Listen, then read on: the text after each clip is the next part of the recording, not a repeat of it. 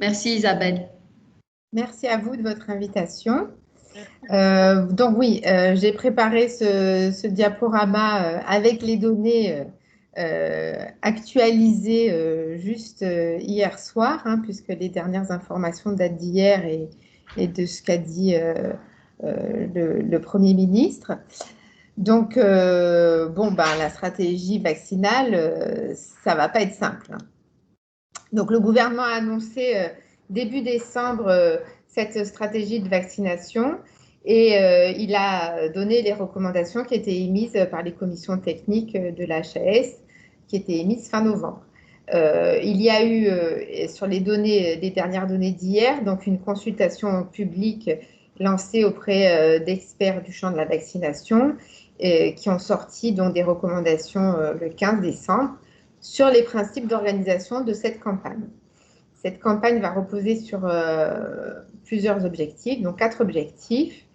Elle se déroulera en 3 étapes, en suivant 5 phases de déploiement et pour l'instant avec 1 vaccin puis 2 vaccins distribués. Donc là, c'était les premiers schémas qui avaient été donnés par l'HAS, donc avec une étape 1 alors hier ils ont dit donc début des vaccinations fin décembre, début janvier, une étape 2 après qui regroupera 14 millions, donc l'étape 1 prendra en compte 1 million de la population cible, l'étape 2 14 millions et ensuite ça sera élargi au printemps à toutes les autres tranches d'âge. Donc, les objectifs de cette stratégie vaccinale, d'abord, c'est d'assurer une disponibilité des vaccins. Et donc, la France, vous le savez, s'est mise en concurrence pour commander réserver 200 millions de doses pour pouvoir vacciner donc 100 millions de personnes. Bon, c'est très, très ambitieux. Le deuxième objectif, c'est de protéger donc les personnes vulnérables. Et donc, à ce titre, bien évidemment, la première étape sera de vacciner les personnes âgées en hébergement collectif parce qu'ils cumulent plusieurs facteurs de risque, à la fois, bien évidemment, l'âge qui est fortement associé au risque d'hospitalisation ou de décès, le mode d'hébergement en collectivité qui génère un risque accru à cause de l'exposition au virus et toutes les comorbidités qui sont présentes chez les personnes âgées. C'est pour ça que ce seront les premières personnes ciblées par la phase 1. Donc, là où j'en suis. Et à partir aussi de cette phase 1, seront inclus dans les populations cibles les personnels de santé qui ont des pathologies chroniques, des comorbidités et qui devraient aussi se faire vacciner dans le même temps. Le troisième objectif sera bien sûr de construire une logistique adaptée au volume et aux conditions de conditionnement et de conservation des vaccins. On va le voir plus tard. C'est à peu près la plus grosse problématique. Le quatrième objectif, cette stratégie vaccinale doit répondre à des impératifs forcément de sécurité. Et donc, le gouvernement l'a rappelé hier soir, la nécessité vraiment d'une mise en place de plusieurs instances de coordination et de suivi de ces vaccinations, avec vraiment plusieurs niveaux de pharmacovigilance qui devront être déployés depuis la pharmacovigilance, et on aura potentiellement une possibilité de déclaration d'effets indésirables par chaque citoyen vacciné, jusqu'à une pharmacovigilance par le médecin vaccinateur ou ses équipes, et après en remontant par les ARS, etc. Et bien évidemment, donc, une exigence de traçabilité. Tout ça dans une transparence intégrale, avec une stratégie qui doit être présentée et débattue au département, et avec l'assurance que les informations seront et les connaissances seront réactualisées en temps réel, et que les professionnels de santé qui auront à mener cette vaccination auront les bonnes infos en temps et en heure pour pouvoir déployer les bonnes recommandations auprès des personnes qui accepteront de se faire vacciner. Bien évidemment, le troisième objectif, un des objectifs aussi importants, c'est d'assurer la proximité. Et donc, on va le voir que dans le déploiement de ces vaccins, il va falloir faire intervenir des professionnels de santé au plus près des gens à vacciner, compte tenu des impératifs liés au conditionnement et à la conservation du vaccin. Donc, cette campagne sera gratuite, non obligatoire, et y compris pour les publics les plus fragiles. Donc, il faudra que les publics ciblés puissent donner leur consentement avant d'être vaccinés. Et ça sera pareil pour les personnels de santé. Elle se base bien évidemment sur les recommandations de l'HAS et sur le comité d'orientation présidé par le professeur Alain Fischer. Ces objectifs seront appliqués sous réserve de la validation, bien évidemment, par l'Agence européenne du médicament des vaccins, avec là une possible validation en fin de semaine, le 21 décembre, au niveau européen, avec une ambition de pouvoir commencer au niveau européen la vaccination dans chaque pays au même moment. Donc là, je ne vais peut-être pas reprendre puisque Barbara a fait un superbe exposé sur ces vaccins. Donc les vaccins à ARN, juste vous dire, parce qu'elle n'en a pas parlé, que ces vaccins à ARN ont une très forte contrainte liée à... Alors, attendez, je fais juste un avant-après. Une très forte contrainte liée à leur conservation, puisqu'ils doivent être conservés à moins 80 degrés et une fois décongelés, administrés en moins de 5 jours. Donc là, j'ai repris ce tableau qui décrit les vaccins. Je ne vais pas revenir dessus, puisque ça reprend les données qui ont été dites par Barbara. Donc, on en arrive aux phases de la vaccination. Donc, première phase de la vaccination pour les résidents des établissements accueillant des personnes âgées, donc dans tous les établissements collectifs, et les professionnels exerçant dans ces établissements et qui auraient des risques accrus de formes graves, c'est-à-dire avec des comorbidités, soit liées à leur âge, soit liées aux pathologies qu'ils présentent. Donc ça sera la première phase entre fin décembre et fin janvier. La phase 2, ce sera la phase de vaccination des personnes toujours âgées, en commençant par les plus âgés, avec des comorbidités, mais qui ne seront pas en EHPAD. Et ainsi que les professionnels de santé de plus de 50 ans présentant des comorbidités. Et ensuite, on déroulera les phases 3, 4 et 5 après, en mars, et puis phase 4 au printemps et phase 5 quand on aura plus de vaccins, bien évidemment, avec un suivi des patients des personnes ciblées les plus à risque aux personnes les moins à risque. Donc, comment va s'organiser la première logistique pour pouvoir vacciner dans les EHPAD? Donc, bien évidemment, ce sont les ARS qui auront en charge la préparation et le déploiement de cette vaccination, ainsi que l'organisation des circuits, à chaque fois au niveau local, et la planification de ces circuits très courts en lien avec le plan vaccinal qui a été demandé par le ministre de la Santé à chaque EHPAD, à chaque établissement. Il leur a été demandé d'établir un plan vaccinal en donnant d'ores et déjà une évaluation des personnes qui souhaitent se faire vacciner et en établissant déjà en faisant un recensement des professionnels de santé capables de mener cette vaccination et en établissant déjà un planning, un prévisionnel pour pouvoir vacciner rapidement une fois que le vaccin est arrivé sur site. Parce qu'il y a 2 circuits de déploiement qui seront proposés.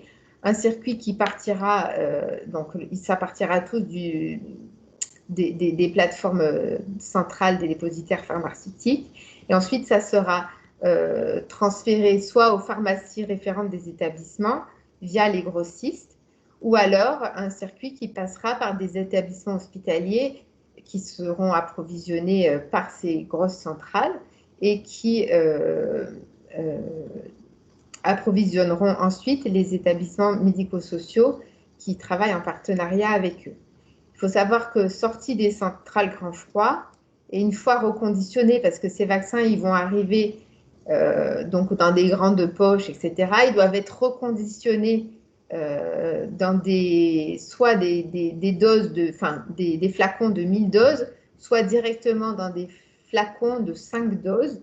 Donc, une fois qu'ils sont reconditionnés et livrés aux établissements un maximum 8 à 12 heures par camion frigorifique, il restera 4 jours et demi pour pouvoir vacciner avec un stockage en frigo classique entre 2 et 8 degrés. Donc, vous imaginez l'importance de la planification extrêmement rigoureuse au préalable pour ne pas avoir à la fois un gaspillage des doses et arriver devant les patients sans savoir comment on va les vacciner.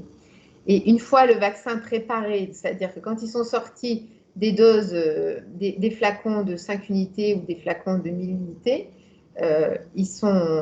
chaque seringue peut être stockée pendant un maximum de 5 à 6 heures et donc ça doit être injecté dans la demi-journée.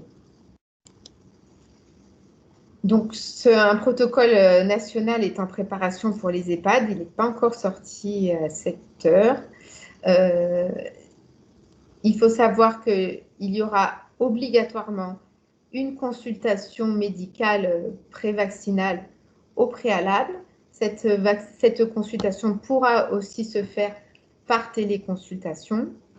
De là, il y aura obligatoirement une prescription du vaccin ainsi qu'un recueil de consentement qui devra se faire par écrit. Donc, dans les EHPAD, on demandera soit aux personnes si elles sont toutes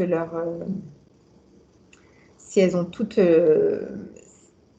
sont en capacité de donner leur consentement donc aux personnes directement, soit à leur famille ou à leurs référents de donner leur consentement. Donc c'est pour ça que, à mon sens, avant la fin décembre, ça va être très compliqué, mais chaque EHPAD a déjà commencé à questionner à la fois les résidents et les familles pour savoir s'ils souhaitaient se faire vacciner. Et donc, cette vaccination pourra se dérouler d'abord sur la supervision d'un médecin, systématiquement, qui pourra s'appuyer sur donc un médecin, soit coordonnateur d'EHPAD, soit le médecin généraliste référent du patient, et qui pourra s'appuyer sur le personnel infirmier des EHPAD. Et ensuite, il faudra faire à nouveau le même circuit, sans la prescription, pour le rappel qui sera effectué au bout de 3 semaines, puisqu'on a vu avec l'analyse de Barbara qu'il fallait absolument cette deuxième dose. Alors ensuite, pour les étapes, les phases suivantes, la stratégie n'est pas encore définie, hein, donc il va falloir optimiser le nombre de Français vaccinés. Et donc, le gouvernement va mettre en œuvre une stratégie plutôt avec les médecins généralistes référents et les médecins traitants qu'il faudra mobiliser très, très rapidement puisque ce vaccin aura toujours les mêmes conditions de congélation, décongélation et stockage. Et ces compétences vaccinales, du coup, il faudra bien trouver plus de personnes pouvant vacciner. Donc, ça pourra être étendu aux infirmiers et aux pharmaciens en officine, mais là, c'est encore très, très flou.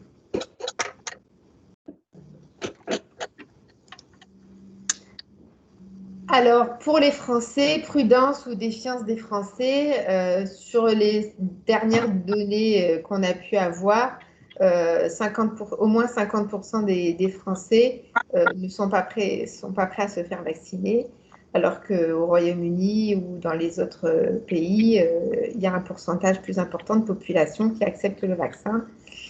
Et surtout, si on arrive à se faire vacciner avec un vaccin chinois, où là, on voit que, suivant les disponibilités et l'origine du vaccin, les Français sont très réfractaires à cette vaccination. Et une étude qui est sortie avant-hier, faite par la FEAP sur une centaine d'EHPAD, a montré que seuls 19% des soignants en EHPAD souhaitaient se faire vacciner et que pour les pensionnaires, sur les premiers questionnaires, seulement 53% des patients accepteraient de se faire vacciner. Mais cela va être développé dans le PowerPoint suivant. Donc, les professionnels de santé doivent jouer un rôle central pour l'orientation et l'information, la vaccination et le suivi de ces personnes et assurer la pharmacovigilance. Il faut être convaincu pour vacciner et donc il faut que tous on soit en capacité d'avoir les bonnes informations et de se rendre aussi disponible pour aller chercher ces informations et avoir un discours cohérent face à cette stratégie vaccinale. Et afin de pouvoir bien évidemment donner une information claire. Alors moi j'ai déjà des connaissances qui m'appellent pour savoir si ils doivent faire vacciner leurs parents en EHPAD, qu'est-ce que j'en pense, etc. Il y a des soucis et des craintes de si les familles disent non, alors la personne qui ne sera pas vaccinée, elle va être encore plus confinée et mise à l'écart. Donc hier soir, j'avais une amie qui me disait je vais dire oui parce que autrement ma mère, elle va mourir d'isolement au lieu de mourir du Covid. Bon. Donc voilà, c'est ces espèces d'informations claires qu'il faut donner aux personnes pour pouvoir arriver à les convaincre de l'utilité de cette vaccination. Là, je vous ai mis les références donc de tout ce que j'ai dit avec les dernières données de l'HAS à chaque fois sur les sites du ministère, de la NSN, etc. Et donc voilà, vous êtes tous à présent mobilisés, convaincus de l'utilité de cette campagne et prêts à vacciner. Je vous remercie. Merci beaucoup Isabelle. On a de la complexité de ce qui va se passer dans les mois qui viennent. C'est ça. Et effectivement, ça ne va pas être simple. Et il va falloir d'abord effectivement convaincre les personnes concernées. On va passer alors, avant de passer aux questions, j'en ai noté quelques-unes déjà. Est-ce qu'on va peut-être donc demander à Florence de nous parler des réticences donc vaccinales et de l'analyse qu'elle en a faite. Donc Florence, je le rappelle, est psychologue du travail au CHU de Nice. Elle a pris son poste spécialement pour suivre les personnels atteints du Covid au sein de l'établissement. Donc, bonsoir à tous. Est-ce que vous pouvez aussi me confirmer que vous voyez bien le diaporama? Parfait. C'est bon, merci. Donc alors effectivement, je vous remercie du coup de m'avoir invité également. En fait, donc mon intervention, ça va effectivement consister surtout à être dans la compréhension en fait de ces réticences et les moteurs en fait de la réticence. Qu'est-ce qui fait que naissent les réticences à la vaccination et qu'est-ce qui entretient finalement cette réticence? Alors, la première chose, je pense, sur laquelle il faut se pencher, c'est que selon les études, on a différentes sortes de réticences et en fait, une réticence ne veut pas dire forcément qu'on ne se fera pas vacciner au bout. On peut très bien être hésitant et après avoir été convaincu par des explications patientes et pédagogiques, on peut très bien effectivement aboutir à une vaccination. Donc aujourd'hui, on estime, selon les études, hein, donc les chiffres varient, mais il y a 5 grands groupes de pensée face à la vaccination. Donc ce qu'on appelle les accepteurs, c'est-à-dire sans question, ils sont 30 à 40% selon les études. Les accepteurs prudents, entre 25 à 35%. Les hésitants, 20 à 30%. Les vaccinateurs qui retardent les vaccins ou qui les sélectionnent, c'est-à-dire ils peuvent très bien se vacciner pour certains vaccins et refuser d'autres, 15%, et ceux qui refusent toute vaccination, c'est-à-dire moins de 2% de la population. Donc ça, c'est vraiment par rapport à la population française, hein, dont on parle ce soir. Alors, ce qu'il faut savoir, c'est que les 2% de réticents à toute vaccination, d'un point de vue psychologique, il y a ce qu'on appelle le biais de confirmation, c'est-à-dire que de toute manière, on sait qu'effectivement, d'un point de vue psychologique, il ne sert à rien de vouloir les convaincre. C'est-à-dire qu'au contraire, l'effet recherché va être en fait contre-productif. Ils sont en fait engagés sur cette voie et c'est ce qu'on appelle en fait donc le biais de confirmation, c'est-à-dire qu'ils ne vont prendre en considération que les informations qui vont confirmer leurs croyances et ignorer ou discréditer celles qui vont les contredire. Voilà pour les 2%. Ensuite, il faut aussi savoir, je pense que c'est important, qu'historiquement, et ce depuis en fait la vaccination, il y a toujours eu une réticence vaccinale qui du coup ne date pas d'aujourd'hui. Elle a rencontré du coup des oppositions régulières. Alors, il y a eu la variole, il y a eu le BCG, il y a eu le ROR, surtout en Angleterre, mais également un peu en France. Il y a eu aussi l'hépatite B plus récemment, il y a eu aussi la grippe H1N1. Donc, régulièrement, en fait, on a ces réticences vaccinales.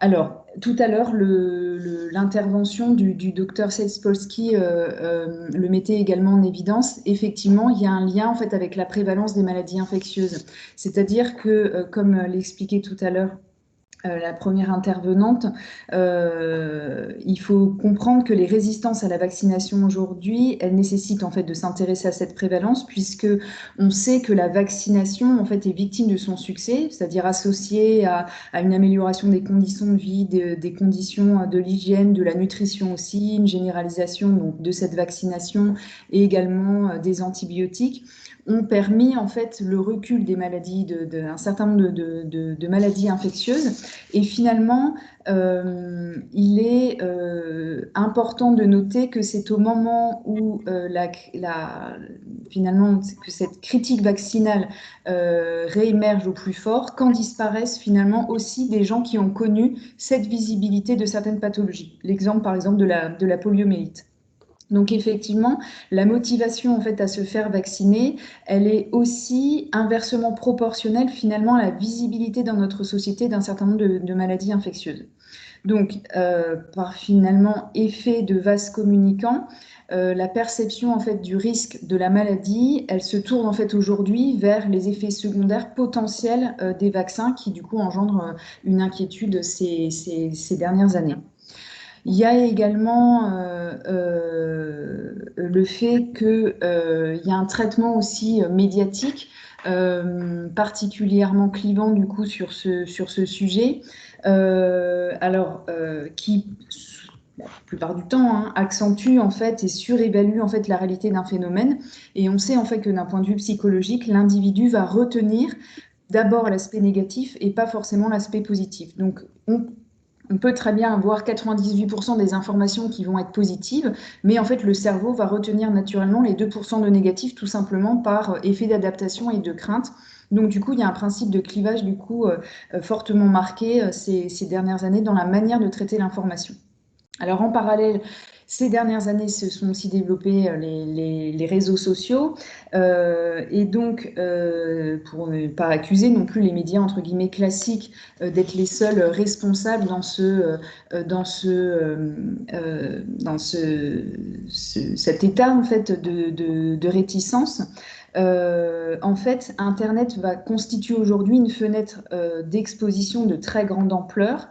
Et en fait, ces réseaux sociaux, ils se sont donc rapidement appropriés les nouvelles formes en fait d'information, ce nouvel espace en fait numérique.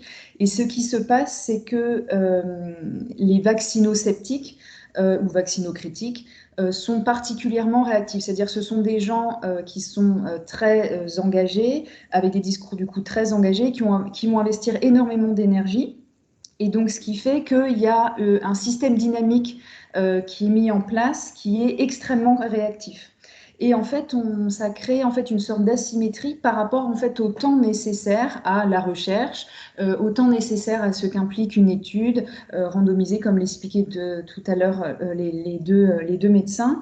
Et finalement, en fait, on a cette asymétrie qui se crée et qui en même temps est reliée d'un point de vue médiatique de manière en fait totalement différente. Donc, mais c'est lié en fait à la typologie de l'activité en elle-même de la recherche. Alors ensuite, comment se passe en fait la contagion d'une idée? Pourquoi ça se passe finalement aussi vite? En fait, sur les réseaux sociaux, les gens, les études le montrent, sur l'espace numérique, sur les études en fait de psychologie sociale, c'est-à-dire que les gens ont tendance à systématiquement s'entourer de personnes qui ont finalement les mêmes idées, qui partagent les mêmes idées. Et donc, en fait, on appelle ça des clusters d'opinion. C'est-à-dire que les opinions, elles vont vivre d'abord dans un vase clos, et plus les gens vont interagir, plus ça va créer en fait différents clusters d'opinions avec la même opinion partagée. Et en fait, c'est ce qui va faire qu'on va avoir tendance à polariser du coup sur la même idée. C'est-à-dire que d'un sentiment, d'un témoignage, on va finir par confondre ces témoignages avec en fait une réalité qui est pour une réalité, mais qui reste en fait de l'ordre de la subjectivité et qui devient en fait une information qui se confond aujourd'hui avec une information scientifique. Alors on en vient par rapport aux réticences qui sont justement en lien en fait avec la confiance envers les scientifiques, puisqu'on sait que la vaccination, on connaît le rôle majeur des médecins par rapport au fait de convaincre les Français par rapport à ce sujet. Ce qui se passe aujourd'hui, c'est qu'il y a eu un certain nombre de scandales sanitaires. L'affaire du sang contaminé, il y a eu la grippe aussi H1N1 où énormément de confiance en fait ont été perdues auprès des experts, des scientifiques et également des médecins, avec des liens potentiels avec les laboratoires qui ont été évoqués parce que Roselyne Bachelot à ce moment-là était pharmacienne. Donc il y a eu confusion. Cet état de confiance avait énormément régressé et ces dernières années a été en particulier remonté depuis 2015-2016. Et là, on assiste à nouveau à une perte de confiance et on sait que cette perte de confiance, en fait, elle témoigne à un moment donné d'une forte réticence de fait. C'est-à-dire qu'il y a un lien, en fait, direct. Et c'est aussi en lien avec les outils de communication actuels, c'est-à-dire dans la manière aussi de faire intervenir des médecins sur des plateaux. On sait qu'aujourd'hui, 90%, 98% des médecins sont convaincus de la vaccination, mais dans les 2% restants de non convaincus, effectivement, on les voit sur les plateaux télé et on est persuadé que du coup, ce taux de 2% est beaucoup plus important que ce qui est présenté. Donc, l'évolution aussi, pour moi, il me semble que c'est important de parler aussi de l'évolution du cadre thérapeutique, c'est-à-dire que pour moi, on ne peut pas comprendre aussi les réticences vaccinales sans s'intéresser de manière indépendante à l'évolution de ce cadre. C'est-à-dire que depuis 2002, on sait qu'il y a la loi du 22 août 2002 sur le droit des patients qui en fait a affirmé le droit à l'information. Et ça promeut en fait le consentement éclairé du patient qui doit du coup détenir les tenants et les aboutissants de la situation. Et en fait, cette législation qui est une avancée, mais elle redéfinit du coup une relation thérapeutique avec une remise en cause partielle en fait de sa dissymétrie. C'est-à-dire que le pouvoir du médecin est de se fait contrebalancé par une attente des patients concernant la qualité et la sécurité des soins. Donc on pourrait aussi s'interroger par rapport à ça, mais même si c'est un élément essentiel et également nécessaire. Mais en fait, il faut, je pense, s'intéresser aussi à la réalité de la transparence. C'est-à-dire qu'aujourd'hui, on va dire que le 100% de transparence deviendrait finalement presque une demande, en fait, un mantra de la communication en quelque sorte. Mais en fait, la transparence, ça reste en fait une vision, entre guillemets, enfin presque une utopie. C'est-à-dire que face aux plus réticents, j'en ai déjà parlé, mais on peut s'interroger sur cette notion de transparence. C'est-à-dire que finalement, il y a certains historiens en particulier. Il y en a un en particulier qui s'appelle John Farrell, qui pour lui explique que la façon critique actuelle d'interroger le monde aboutit finalement à une imagination plutôt paranoïaque, qui est pour lui qui est en fait une figure de notre société actuelle. C'est-à-dire que pour lui, l'individu moderne, il perd progressivement en fait de son pouvoir par rapport à son environnement, et du coup, de ce fait, il va percevoir le monde indifférent ou même finalement hostile à ses besoins, moins à l'écoute de ses besoins, d'où l'émergence en fait du doute systématique, quoi qu'il se passe, et malgré la transparence et l'effort pédagogique des discours actuels. Alors, ce qui se passe aussi, c'est que, bien évidemment, on sait que la confiance envers les scientifiques, c'est pas la seule, du coup, à pouvoir porter cette situation de réticence vaccinale actuelle. On sait très bien que plusieurs études d'ailleurs le montrent, que, entre guillemets, le populisme scientifique, le populisme politique classique et la défiance en fait envers les principales institutions politiques et médiatiques du pays sont finalement différents versants d'un même phénomène. C'est-à-dire que les individus qui rejettent les institutions politiques classiques, elles auraient également fait une forte probabilité d'être également défiants vers les institutions scientifiques. Donc, autrement dit, la vaccination, elle deviendrait, en tout cas, il me semble, elle devient aujourd'hui en fait un marqueur idéologique, c'est-à-dire être contre, finalement, c'est d'abord être un anti-système. Alors après, effectivement, on pourrait parler de la manière de la gestion par rapport à l'État, qui, effectivement, on parlait des différents scandales, etc., sanitaires. Plus récemment, on en parlait tout à l'heure par rapport à Jérôme Salomon, qui avait parlé des masques. Sur la question des masques, effectivement, il y a eu à un moment donné une sorte de communication qui aujourd'hui en fait remet du doute, et effectivement ça ne va pas aider en fait par rapport à la confiance en un État. Et aujourd'hui, je pense que c'est une vraie question. Et puis, on est finalement actuellement dans la culture du doute. J'en ai parlé tout à l'heure, c'est-à-dire que la critique finalement du pouvoir, de l'autorité experte et scientifique, elle s'est aussi pour moi adossée à un autre phénomène central, c'est-à-dire cette culture du doute, c'est-à-dire le subjectivisme en fait, ou l'idée que finalement chacun a le droit de définir sa vérité, ce qui peut sembler une avancée, mais la dérive, c'est que finalement, cette subjectivation de la vérité, elle est le résultat conjugué, alors je suis psychologue, mais je vais le dire quand même, finalement du psychologisme qui octroie finalement à l'individu la légitimité de ses émotions, de toutes ses émotions, de ses interprétations du monde, des valeurs de la tolérance, donc qui sont l'apanage du coup des démocraties, et qui se doivent de respecter les individus et leur vision du monde, aussi, j'ai envie de dire, idiosyncratique soit-elle. C'est-à-dire que le régime démocratique, c'est pareil, c'est l'historien Farrell qui en parle, présuppose finalement l'intérêt général et la transparence, et en fait que tout écart de ces normes, elle crée une méfiance profonde vis-à-vis finalement du pouvoir.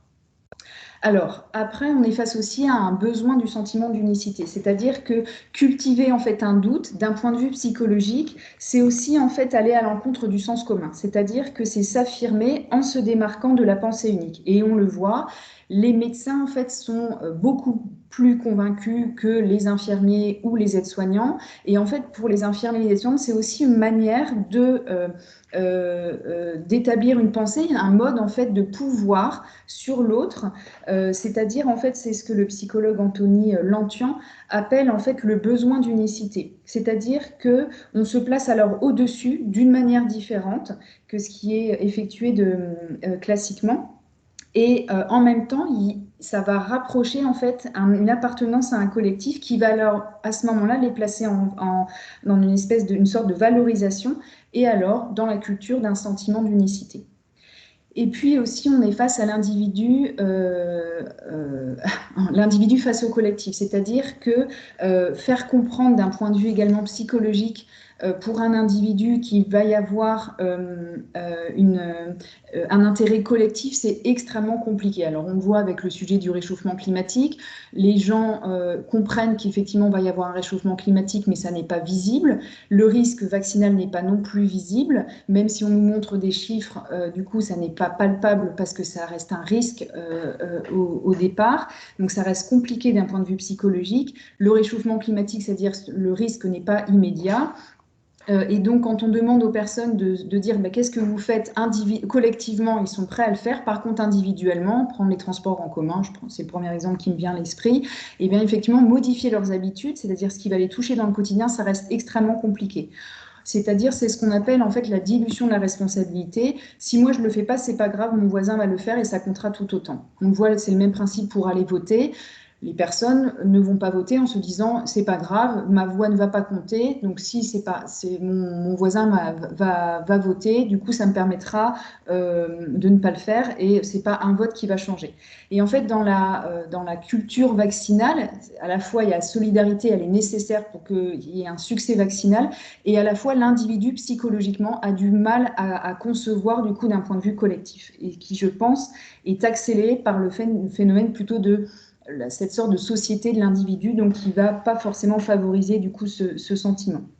Et puis aujourd'hui, on est aussi dans une société où le regard sur la maladie aussi a énormément évolué, c'est-à-dire qu'elle est de moins en moins visible, contrairement à avant. C'est forcément une avancée, mais aussi on est face à une quête en fait éperdue de certitude. C'est-à-dire qu'en fait on est là face à un véritable en fait paradoxe, c'est-à-dire que aujourd'hui accepter d'être malade c'est de plus en plus compliqué. On le voit, c'est docteur s'il vous plaît, dites-moi avec certitude ce qui va m'arriver, dites-moi oui, dites-moi non, je vais mourir dans combien de temps, si vous voulez, ça reste extrêmement compliqué d'avoir en fait une réponse face à une maladie, une réponse en fait absolue, où le risque zéro n'existe pas face à une maladie. C'est-à-dire que finalement, il n'a jamais été aussi inacceptable d'accepter un risque aujourd'hui, malgré le caractère pour moi conceptuel.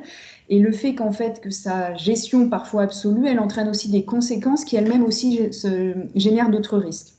Donc pour le neurobiologiste Guy Simonet, pour lui, la tolérance en fait zéro maladie, elle ne peut être au contraire que la source d'une nouvelle forme de vulnérabilité. Alors, il y a aussi d'autres facteurs pour terminer. Il y a aussi des messages. Alors, on lit certains articles où effectivement le principe de la vaccination obligatoire et qui a été recommandé en France pendant de longues années. Et là aussi, où la situation vaccinale, on nous dit, voilà, c'est un vaccin recommandé, mais non obligatoire. Et c'est là toute la difficulté, parce qu'en même temps, on dirait que c'est un vaccin obligatoire, ce serait aussi compliqué pour les différentes situations que j'ai expliquées avant. Et en même temps, ça brouille aussi le message. C'est-à-dire qu'on se dit, si c'est recommandé, comme c'est pas obligatoire, ça veut dire qu'en termes de protection, est-ce que ça a vraiment un réel intérêt? C'est aussi ce qu'on retrouve dans les personnes qui sont plutôt critiques par rapport, ou en tout cas sont dans le doute par rapport à la vaccination. Et puis il y a d'autres facteurs, l'âge, on se rend compte clairement, les chiffres le montrent, qu'un des critères d'acceptation de la vaccination aujourd'hui contre la Covid-19, c'est l'âge des Français. C'est-à-dire plus les Français interrogés sont âgés, plus ils déclarent vouloir se faire vacciner. Et en fait, par exemple, chez les soignants, c'est le cas. C'est-à-dire qu'on a plutôt une population soignante qui est relativement jeune et qui effectivement, ils ne perçoivent pas forcément, ils se perçoivent pas forcément comme à risque. Et en fait, aujourd'hui, les soignants, ça reste en fait à la fois un indicateur extrêmement important. Effectivement, les chiffres montrent qu'on est à peu près à 20% des soignants qui potentiellement souhaiteraient se faire vacciner. Et en même temps, il faut que ça puisse passer par les soignants parce qu'en fait, il faudrait qu'ils soient exemplaires pour montrer qu'en fait, ils ont confiance en un système. Et en même temps, aujourd'hui, vu le contexte Covid, vu ce qui leur a été aussi demandé tous ces derniers mois, on a l'impression, en tout cas dans le retour que j'en ai, même si c'est un panel bien évidemment à l'échelle d'une population bien relatif, mais en même temps, ils en ont assez d'être des modèles. Donc, on pourrait aussi s'interroger par rapport à ça. Donc, pour terminer, il y a plusieurs en fait, manières de clôturer ce sujet qui qui est à la fois essentiel parce que l'impératif de solidarité, j'ai envie de dire planétaire, que suppose finalement l'efficacité de cette vaccination n'a jamais été aussi clairement mis en lumière. Et en même temps, on est face à la question de la tolérance de l'incertitude et donc de la maladie. C'est-à-dire que le recul des maladies infectieuses, ça a conduit effectivement à une plus grande attention aux effets secondaires des vaccins, de même que l'évolution sociétale, qui a conduit les individus en fait à une recherche de risque zéro dans de nombreux aspects de leur vie. À ces phénomènes s'ajoute donc une plus grande méfiance vis-à-vis de l'État, de l'influence, de cette sorte d'influence des médias. Les mouvements anti-vaccination, en fait, ils participent de cette défiance face à la vaccination. Ils utilisent Internet et d'abord leurs opinions. Mais en fait, on assiste surtout pour moi à un véritable paradoxe, c'est-à-dire que l'être humain aujourd'hui n'accepte surtout plus non plus d'être malade et en même temps, tout traitement ou tout remède, même quand il est montré et prouvé que scientifiquement il marche, il semble toujours être devenu suspect. C'est-à-dire que finalement, presque tout traitement deviendrait un potentiel poison. Et il me semble que c'est d'abord aujourd'hui que croire en la science est devenu en fait une question éminemment politique. C'est aussi en fait une confiance en un État. Et on sait que les États où il y a une confiance, en tout cas dans ce qu'on veut nous montrer, dans les États démocratiques, quand il y a une confiance en l'État, comme on le voit dans les pays nordiques, souvent il y a une forte confiance du coup corrélée en fait par rapport à la vaccination. Merci. Merci beaucoup. Florence, pour cette analyse très intéressante et toujours très fine. Je pense que effectivement, c'est très important de comprendre les ressorts de ces réticences pour pouvoir avancer. Et donc, j'ai noté 3 questions. Je ne sais pas si vous les Très avez. immunologique, donc j'espère que Barbara est toujours là. Barbara ou Sylvia? Oui, mais Barbara devrait être là normalement. Oui, oui, je suis là. Ok. Oui. Donc la première question, c'était, y a-t-il des contre-indications à la vaccination? Ensuite, bon, je vais te les lire. Faut-il vacciner des sujets avec des sérologies positives? Est-ce que les résultats des vaccins ARN messagers concernant le portage, est-ce qu'on a des résultats des vaccins ARN messagers concernant le portage oropharyngé? Donc, et donc la contagiosité des sujets vaccinés. Et enfin, dernière question, l'immunisation sera-t-elle pérenne? Alors, juste par rapport à la question sur le portage chronique, Sylvia donc m'a fait passer, elle est très attentive à la bibliographie, elle m'a fait passer donc cette étude qui montre une baisse du portage par PCR dans le groupe des sujets vaccinés par rapport au groupe des sujets vaccinés. Donc, il y aurait une diminution du portage chronique du virus grâce au vaccin. Mais voilà, on n'a pas encore démontré la contagiosité, enfin la diminution de la contagiosité. Ce qu'on sait, c'est que quand on est vacciné, on ne fait pas de cas graves. On aurait moins de virus dans le nez, donc on le transmettrait moins, mais la transmission, ça n'a pas encore été démontré. Donc ça reste un point qui va être démontré dans la suite de ces études. La question sur les sérologies, c'est une question évidemment qu'on se pose tous. Est-ce qu'il faudra vacciner les séropositifs ou ceux qui savent qu'ils ont eu une PCR positive?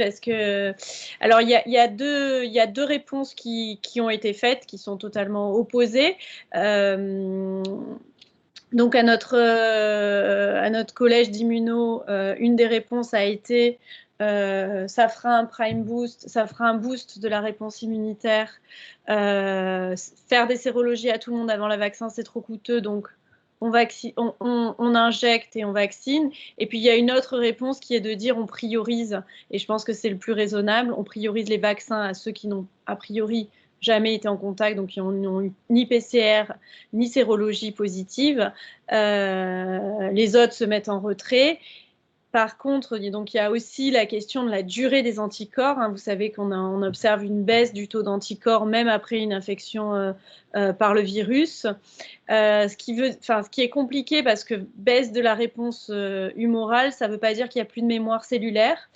Et il y a des nouvelles catégories de tests qui se développent pour tester spécifiquement la réponse immunitaire. Notamment, nous, on va tester au labo un quantiféron Covid, donc pour avoir vraiment la réponse CD4, CD8 spécifique contre le Covid et voir si, quand on n'a plus d'anticorps, on garde une réponse cellulaire. C'est une question qui est importante. On a évidemment pas la réponse. Donc, par rapport aux séropositifs, on va dire qu'ils seront probablement pas prioritaires et que moi, ce que je ferai sur le plan personnel, c'est je contrôlerai la sérologie et si la sérologie diminue, une fois que on aura atteint les 80% de la société vaccinée qu'on espère tous, on pourra vacciner ces gens-là quand ils auront une sérologie négative. Il y avait aussi une question sur les contre-indications. Oui, Isabelle, tu voulais intervenir? Les contre-indications, il y en a deux essentielles. Donc, on a vu sur la vaccination faite en Angleterre. Donc, la première contre-indication, c'est le cas d'antécédents d'allergie grave. Donc, ça, pour l'instant, on n'est pas revenu dessus. La deuxième contre-indication, c'est que l'injection est uniquement intramusculaire. Donc, il faudra faire attention, ce n'est pas une contre-indication absolue, aux personnes sous anticoagulants. Donc, on imagine en EHPAD, ça va être très, très rigolo. Ouais. On va faire des bleus. On nous demande aussi pourquoi 200 millions, Isabelle? Pourquoi 200 millions de doses pour la France? C'est pour refaire Roselyne Bachelot. Donc, Non, mais c'est surtout pour préempter. Pour préempter, on n'est pas sûr de les avoir. On n'est pas sûr de les avoir. C'est du surbooking de vaccins. C'est ça. Est-ce qu'il va falloir prévoir des kits pour les chocs anaphylactiques et combien en commander par nombre de vaccinés? Je crois que c'est 1 cas sur 1 million aux États-Unis. Donc, je pense que si on a un kit d'adrénaline par centre, on devrait tenir un petit moment. De toute façon, c'est obligatoire d'avoir tout le matériel nécessaire quand on fait ce type de vaccination. Oui. C'est pour ça qu'on ne peut pas les faire comme ça en live, comme on fait un peu pour la grippe. On nous pose la question, l'immunisation sera-t-elle pérenne? D'abord, est-ce qu'on le sait? Théoriquement, a priori, comme on mime bien l'infection, on espère, mais on a un recul sur 3 mois, donc a priori, on ne peut pas encore répondre à cette question. Donc, on aura une immunisation sur 3 mois, ça c'est sûr, une protection sur 3 mois, et puis après, c'est la suite qui va nous le dire, la suite de ces essais de phase 3. Finalement, il y a la question de l'immunité, puis il y a la question du virus. A priori, il mute peu. A priori, les quelques mutations qu'il a opérées restent protégées par le vaccin. Mais ça, c'est la suite de l'histoire. On n'a pas encore toutes ces réponses. Ok, merci beaucoup. Est-ce qu'il y a d'autres questions?